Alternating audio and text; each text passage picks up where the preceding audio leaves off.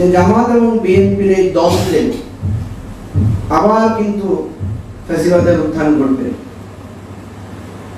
কারণ ওনারা একে অপরকে যে গালিগালাজ করছেন, একজন একজনকে গালি দিচ্ছেন রাজাকার, একজন আরেকজনকে গালি দিচ্ছেন চাঁদাবাজ হিসাবে।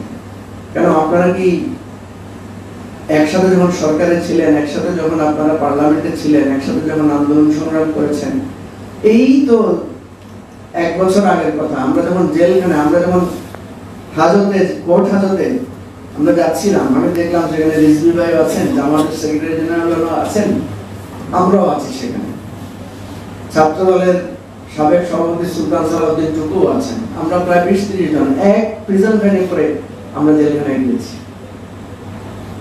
সেখানে একজনের জন্য খাবার এসেছে, আমরা 10 জনে ভাগ করে খেয়েছি, 1 বোতল পানি সবাই একটু একটু করে ভাগ করে খেয়েছি, একসাথে নামাজ পড়েছি, একজনের চেয়ার কিছুক্ষণ বসে আরেকজনকে ভাগ দিয়েছি যে আপনি কিছুক্ষণ চেয়ারে বসুন, একজনের বালিশ একজনের ভাগাভাগি করে নিয়েছি। তখন তো মনে হয় না যে কে চাঁদাবাজ আর কে রাজাকার। তাহলে এখন আপনাদের কেন মনে হচ্ছে? এখন মনে হচ্ছে এই জন্য যে আপনারা মনে করেছেন শত্রু চলে গেছে, এখন আর আমরাই রাজা। শত্রুকে আপনারা দৌড়াইতে পারেননি। আপনাদের এত 20 লাখ 30 লাখ লোকের সমাবেশ, এত শক্তি, এত টাকা পয়সা, এত বাহাদুরি, আপনারা কেউ কাউকে ফ্যাসিবাদের বিরুদ্ধে সংগ্রাম করে বিজয়ী হতে পারেন না, এটা সত্য।